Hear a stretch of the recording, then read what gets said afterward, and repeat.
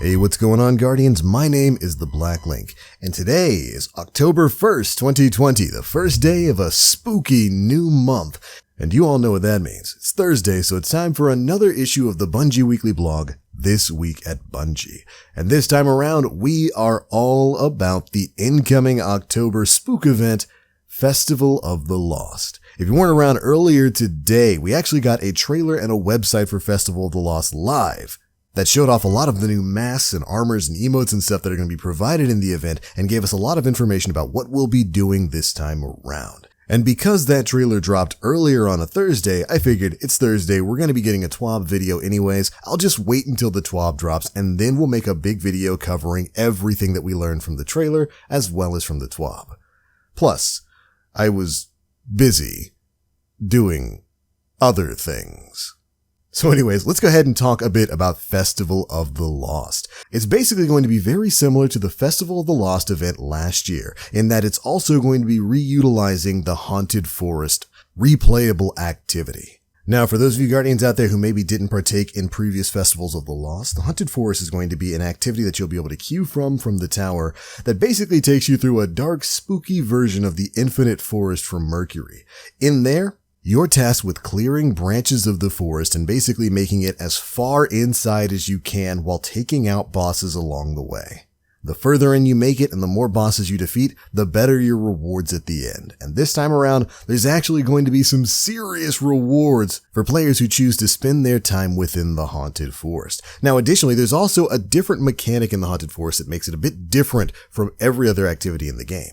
There are specialized masks that you'll be able to collect over the course of the event, including masks from previous year's Festival of the Lost and some new masks that we'll have access to next week. When you wear these masks, they have their own specific perks and mods that you can put on them that make you way more powerful in the Haunted Forest. Stuff that can make you virtually unkillable so long as you're in the air, stuff that allows you to absorb HP from your enemies or get your super and heavy ammo and all kinds of that kind of stuff back by just defeating foes. The masks themselves are very powerful and they make playing through the Haunted Forest really, really fun.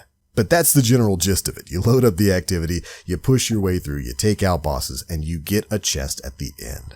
What's going to be different this time around is the number of rewards you get at the end of the activity. In order to open the chests in this year's festival, you're going to need what's called Cipher Decoders.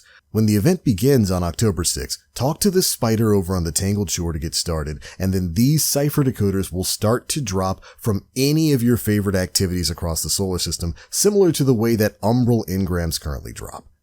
And it's these Cipher Decoders that will allow you to open the chest at the end of your Haunted Forest run. By the way, they've added 5 chests to the end of the activity for 5 times the loot that we would normally be getting. Meaning that playing through the Haunted Forest this time around should be way more lucrative than it's ever been before. And in particular, these chests have a chance of dropping newly rolled versions of the Braytech Werewolf and Horror Story Legendary Auto Rifle. These, of course, being the signature event weapons from previous year's Festival of the Lost. This is pretty cool because these 2 auto rifles were always statistically good, but their perk combinations were awful. So I'm super happy that these are going to be added back into the loot pool here. You're going to be able to farm this activity with your Cipher Decoders to open these chests and get random rolled versions of these guns and potentially get some much better rolls than what was offered in previous years. Now, as for the masks that you'll be donning in there, of course, like last year, you're going to have a new Masquerader helmet that you can apply all of the masks to. They're all basically ornaments now rather than being separate helmets like they used to be way back in the day. But these aren't the only rewards you'll be shooting for over the course of the Festival of the Lost event. The TWAB goes on to state that before we wrap up the event on November 3rd, you're going to want to complete 3 of the triumphs tied to it for opening chests in the Haunted Forest. Once you finish off the required triumphs, you will be able to trade in some of your candy for a mummified exotic sparrow, ship, and ghost. And of course, we got to see some great screenshots of all of those new rewards right here. We also got to see some great screenshots of the new masks and the forest itself.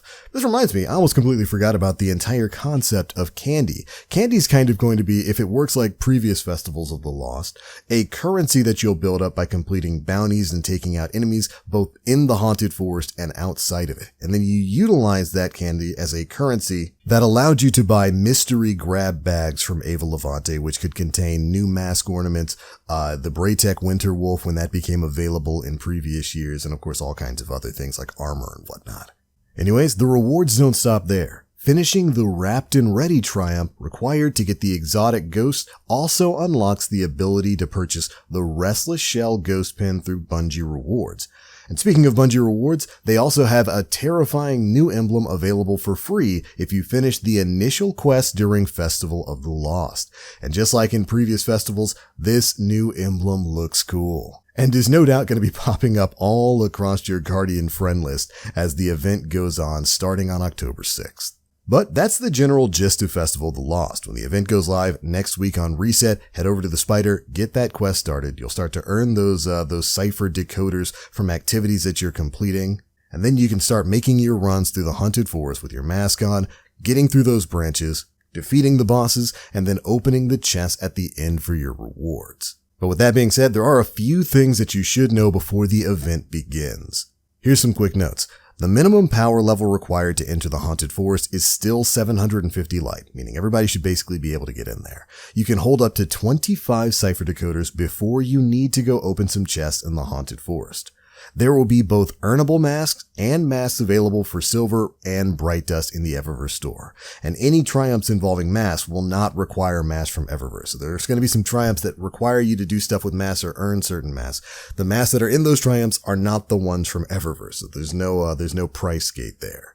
Bounties will return from last year and will once again offer you Bright Dust as well. All new Eververse items will be available for both Silver and Bright Dust, except for the 1-inch punch finisher, which will be available for Silver. And finally, the toothbrush is apparently still just a toothbrush. But if you think that's going to get me to dismantle it, Bungie, well, you're wrong. But there we go, Guardians. It's everything you need to know about the incoming Halloween event, Festival of the Lost. Again, starting next week on Reset, October 6th at 10 a.m. Pacific time. It's always a pretty fun event, and running through the Haunted Forest is always a good time, so I can't wait to dive in there. Now, the other big thing to talk about this week is that Bungie's running another major charity event. The Bungie Foundation is once again supporting the relief efforts of Direct Relief to provide N95 masks, medicine, and other resources to healthcare agencies and first responders in wildfire-affected communities across California, Oregon, and Washington. And of course, along with this, that means they've got a new ghost pin to sell. All profits from the sale of the Empathetic Ghost Shell Pin from October 1st until October 15th will benefit Direct Relief's wildfire relief efforts. And if you purchase an Empathetic Ghost Shell Pin, you will instantly receive a code for the Benevolent Hue emblem as a thank you for your support. By now, you Guardians know how well this community crushes it whenever it comes to big issues like this. So if you're interested in getting that ghost pin or that specific emblem in-game, head to the Bungie store and place your order. But alright, moving beyond that, the last thing we have to talk about is of course the news that next week is going to be another double reward week for Nightfall the Ordeal. So if you're looking to stockpile some enhancement prisms or ascendant shards for your masterworking needs the moment Beyond Light comes out, next week is going to be another great week to do it. Although I don't know exactly what the Nightfall itself is going to be, and it's probably not going to be as fast as Lake of Shadows. But if you want those double rewards, make sure you're running that ordeal next week. But alright, Guardians, that's pretty much it for all the big bits of news that dropped today. Again, I'm super excited about the return of Festival of the Lost. I think this is a great way to give players a little bit of something to do while we wait that last long agonizing month before Beyond Light comes out. November 10th, you cannot come fast enough. But anyways, those are my thoughts. Be sure to leave me yours down in the comment section below. If you enjoyed the video, feel free to drop a like, make sure you subscribe and hit that notification bell to stay up to date with all the latest stuff we're putting out. But I'm out for now. Thank you all so much for watching. And as always, I am the Black Link. You Guardians, stay frosty.